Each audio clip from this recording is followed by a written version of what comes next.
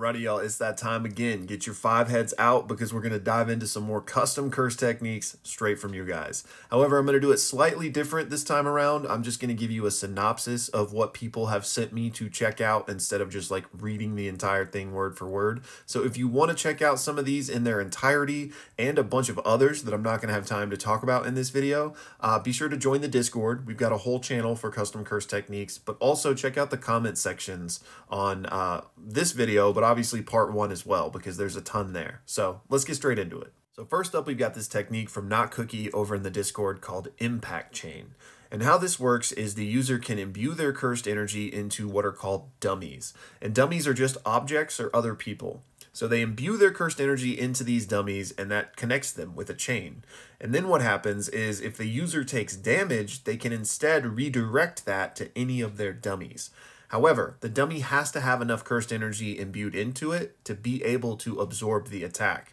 If there's not, there is a drawback called whiplash. So let's say you get punched in the face and you just had a rock that was one of your dummies with just a tiny amount of cursed energy. That rock's not going to be able to absorb the punch to your face. So instead, that damage will get redirected back to you and doubled. So I think that's a really cool kind of drawback or weakness to this technique. Makes it more realistic to me. Not Cookie also included what the curse technique reversal and domain expansion for this would be. So the reversal is the ability to pull the cursed energy back through the chain to yourself. So you could use them as, external cursed energy storage devices, or also like healing tanks, basically. And then the domain expansion is called Hellbound Chain Link. And essentially what it does is it connects a chain to everything within the domain's range, and the chain is basically infinite, meaning you are essentially invulnerable because any damage you take is going to be redirected to your infinite chains. Really cool idea. Next up, we've got this interesting technique from Bleached Moon over on Instagram called Euphoria of Battle. And how this works is the user must touch you in order to activate their technique on you. But once they do, you're placed under this condition where basically the more cursed energy you use, the more you're going to be drained. So the example he gives is if you use 50% of your cursed energy output, you're actually going to be using 100%. And if you do something like a maximum technique, you're instead going to be burned out immediately. And if you don't use any cursed energy at all, you will actually start to regain cursed energy. So a really cool concept for a battle that, would definitely be very cerebral as your opponent's trying to figure out what's happening. Moon also included a domain expansion for this called Cat in a Box, because it's a play on Schrodinger's cat. You are both dead and alive while in this domain, and everyone that's in the domain has their sure hit effect enabled. So it's basically just an all-out brawl. And the interesting thing is that none of the damage that takes place in the domain actually happens in the domain. It's only when the domain shatters or breaks that all of the damage takes place then. So you could take a fatal blow while in the domain, but you would just keep on being fine.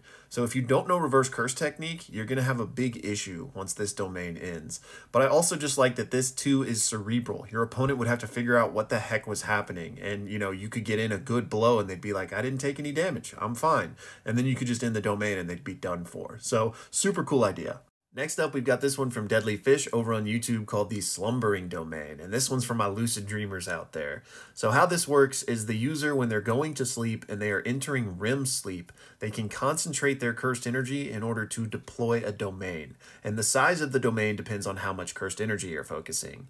But then, within that domain, the dreamer can basically manipulate reality, the same as a lucid dream. They can create creatures, manifest landscapes, do whatever you want, right? Really, your imagination is the only limit. So this one's really cool. Next up, we've got this one from Jordan over on YouTube called Anguish. And this one is really cool because it plays nicely with the concept of cursed energy coming from negative emotions. So how Anguish works is the more pain you are in, either physically or mentally, the stronger you become. So that just feels like a fascinating dynamic to play with. And Jordan also included what the domain expansion for this would be. It would be called Bottomless Despair / Endless Suffering. And basically what it does is it makes your opponent instantly feel everything you're feeling. So like if you've taken a bunch of physical damage, that's now all inflicted on them. But it also inflicts the emotional or psychological damage. So basically like the worse place you're in mentally, like the more powerful it's going to be on your opponent and potentially completely debilitate them, right? Like imagine Choso in this moment using that domain, or Yuji during that Shibuya breakdown using the domain. Those would be insanely powerful. So this is a really cool concept. Next up, we've got this one from Zuriel over on Instagram, and Zuriel actually has this whole character that they've created named Rosemary, and so their curse technique revolves all around flowers and roses specifically. So the first thing they can do is they can shoot out thorns that are basically just projectiles, and what's interesting is the further distance that they travel, the more damage they do. There is another projectile called the Rose Blossom that is much bigger than the thorn, but it's also much slower. But in return for this, it packs a way more destructive punch, and says that it could even level an entire city. She also has an ability called Rose Bush that lets you grow these bushes that can kind of entangle and trap people in it, and its thorns will paralyze you. Also, they can release toxins into the air to essentially do the same thing. There are also reversals to each of these effects. So the reversal of the thorn is a rose petal that is slightly weaker, but it is like a homing missile. It can track in. And then we have the reversal of the rose blossom, where Rosemary can just summon explosive rose blossoms from any surface, including bodies, and detonate them. And then finally, the reversal of the rose bush is the rose trap, which allows her to summon and create like enormous 40 feet tall man-eating roses that she can command or just have them act on their own. Zuriel has also cooked up a bunch of cool combinations between all of these effects and also some maximum output effects as well. To briefly go over those, the maximum output is Rose Guardian, where Rosemary can create 1 to 6 copies of herself that can perform her abilities, or the maximum reversal, which is creating a Shikigami that is basically a super strong ally that can shoot out the homing petals and has vines that can grab people in and paralyze them.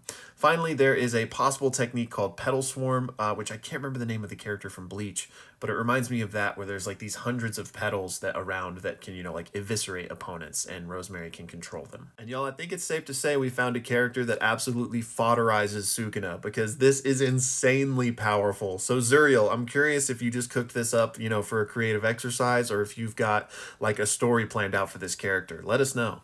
So next up, we've got this one from Timber over on Discord called Illustrator. And the way this works is you use your finger to paint on thin air with cursed energy and create whatever it is you want. Now, the trade-off is the more cursed energy you put in, the stronger this thing will be, and the longer it can exist in reality. So for example, if you made a little like pet dragon to go do your bidding, it wouldn't be able to like travel very far away from you unless you put a lot of cursed energy into it.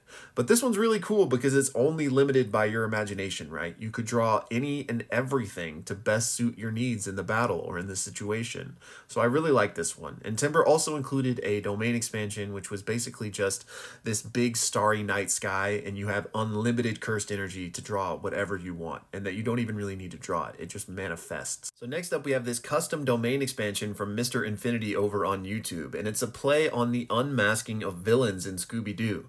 So the domain is called Mystery Masquerade, and how it works is the user in the domain can swap their own head or their opponent's head with someone else's in order to shift around their curse techniques and abilities. So in terms of doing it to yourself, you would do it to increase your arsenal. You'd have more versatility of curse techniques to use. And to do it to your opponent, you would do it to hopefully make them weaker, or at the very least confuse them by removing them of their own curse technique and giving them one they're not familiar with. And the limitations on this are you can only shift your head with somebody else's if they are within 1 grade of your sorcerer level either direction. So you can go 1 grade higher than what you are or 1 grade lower than what you are. So this was just a really fun idea. And that's all the time we got for this one, y'all. Special shout out to all these folks for sending in support and helping make this video possible. Thank you so much. And for everybody else, please keep sending in your curse techniques, whether in the Discord or in the comments sections here, and we can keep this series going.